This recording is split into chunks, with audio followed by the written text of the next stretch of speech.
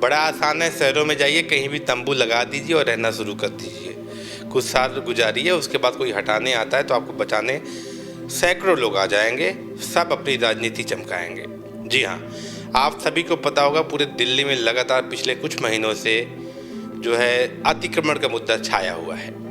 अतिक्रमण चाहे जहांगीरपुरी का हो, चाहे ओखला का हो, चाहे एमसीडी जहाँ भी जाती है, या एलडीए जहाँ भी जाता है, चाहे लखनऊ की बात हो चाहे दिल्ली की बात हो, वहाँ पर रोक लगा दी जाती है। कुछ दिन पहले हल्द्वानी में भी आपको देखने को मिला, जहाँ रेलवे की ज़मीन पर उत्तराखंड हाई कोर्ट ने फैसला दिया और वह केस काफ़ी समय से चलता हुआ आ रहा था। उत्तराखंड हाई कोर्ट ने कहा ये लैंड जो है रेलवे की, इसको खाली कराइए। जब खाली कराने जाते हैं तो वहाँ पे उत्पात मचा दिया जाता है और महिलाओं और बेटियों को आगे कर विक्टिम कार्ड, यानी एक सहानुभूति के लिए ये प्ले कार्ड खेला जाता है कि पूरे वर्ल्ड में मुसलमान सुरक्षित नहीं हैं, खतरे में हैं। वहाँ पर जब लोग हटाने जाते हैं, वहाँ के अधिकारी हटाने जाते हैं, उनके साथ धक्का मुक्की की जाती है। मामला सुप्रीम कोर्ट आनंद फानंद में पहुँच जाता है। एक ये रवैया आप देख रहे हैं, कोर्ट उस मामले में तुरंत सुनवाई के लिए तैयार भी हो जाता है और हाथों हाथ फैसला भी सुना देता है। कभी आपने सुना है ऐसे किसी और मामले में सुप्रीम कोर्ट ने तेजी दिखाई हो? 2 ऐसे मामले हमारे सामने आते हैं, चाहे वो कसाब का मुद्दा हो, चाहे अफजल गुरु का मुद्दा हो, जहां पर रात को 2-2 बजे कोर्ट को खोला गया है। जोशीमठ में जब दरारें आती हैं तो दरारों का हवाला देख के वहाँ के बद्रीनाथ के शंकराचार्य अभिमुक्तेश्वरानंद सुप्रीम कोर्ट का रुख करते हैं, तो ये कहा जाता है कि ऐसे मामलों में हम सुनवाई के लिए तैयार नहीं हैं। खैर बहरहाल हम इस मुद्दे पे बात कर रहे हैं कि अतिक्रमण भारत में कितनी तेज़ी से पैर पसार रहा है और ये पनपता कहाँ से? पनपता है जब पिछली सरकारों ने लगातार लोगों के मनोबल को बढ़ाया। दूसरी तरफ रोहिंग्या और बांग्लादेशी भारत में आके तंबू तान के कहीं भी रहने लग जाते हैं, आधार कार्ड बनवा लेते हैं, सारा कुछ वहाँ पे ओके कर लेते हैं। बाद में ये हवाला दिया जाता है कि हमें तो नोटिस नहीं मिला। एक तो अवैध तरीके से अतिक्रमण करिए, वहाँ पर बिना टैक्स के 10 बच्चे पालिए, उसके बाद ये बोलिए सारी सुविधाएं लीजिए, राशन आप लीजिए मानवता के नाते, बिजली आप लीजिए मानवता के नाते, आपको कनेक्शन नहीं लेना है, आपको वहाँ पे अवैध तरीके से बिजली लेनी है।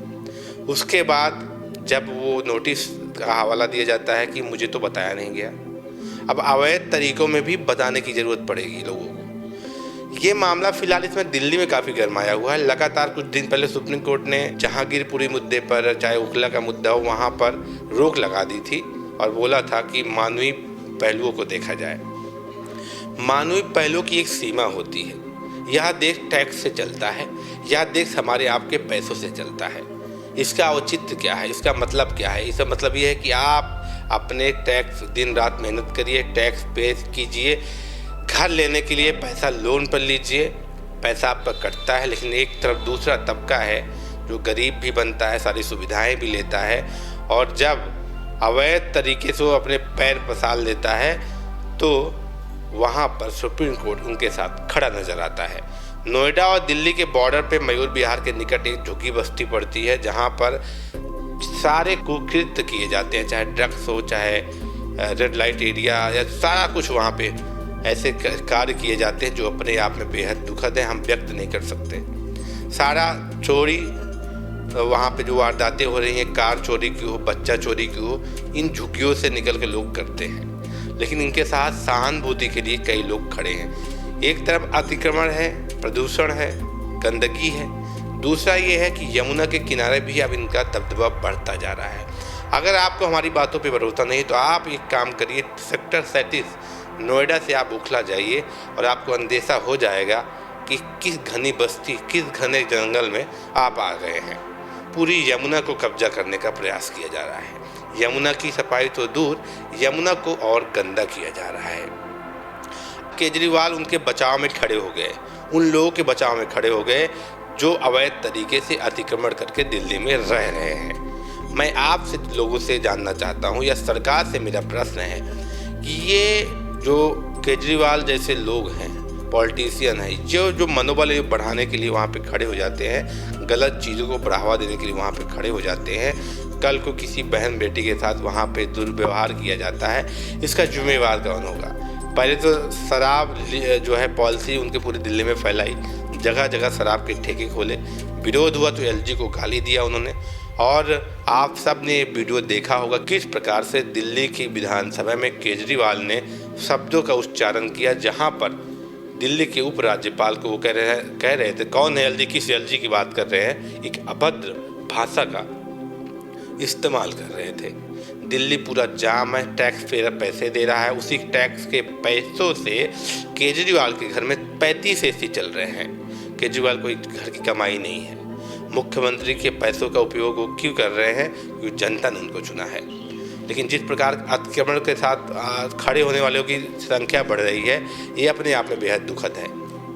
ये मनोबल बीजेपी का बता दिया जाता है, बीजेपी की कार्रवाई बता दी जाती है, लेकिन कहीं ना कहीं ये देश के लिए संकट का दौर है, क्योंकि अतिक्रमण किसी भी रूप में स्वीकार्य नहीं है। न ये लैंड जिहाद मैं इसको बोल सकता हूँ, ये लैंड जिहाद है जो लैंड पे कब्जा करते हैं। रेलवे की हजारों करोड़ रुपए की ज़मीनें इस समय कब्जे में हैं। अगर उनको हटाने का भी प्रयास करते हैं तो मामला कोर्ट में चला जाता है और रोक लग जाती है। तो भारत की प्रगति में भागीदार कौन है और विरोध में कौन है, आपको खुद इस पर विचार करना होगा और ये सोचना होगा कि ऐसे लोगों पर कार्रवाई कब होगी जो अतिक्रमण के पैरवी कर रहे हैं। ऐसे ही हम आपको तमाम मुद्दों से रूबरू कराते रहेंगे। चैनल को सब्सक्राइब कर दीजिए, शेयर कर दीजिए और तत्काल जो एक जनता के जुड़े मुद्दे हैं वो हम उठाते रहेंगे। आपका क्या विचार है अतिक्रमण के मुद्दे पे, हमें जरूर बताइए। बहुत बहुत धन्यवाद। ऐसे ही बड़ी खबरों के लिए देखते रहिए जेटी न्यूज ओनली ट्रुथ और सब्सक्राइब करें हमारा YouTube news channel jetty news only truth.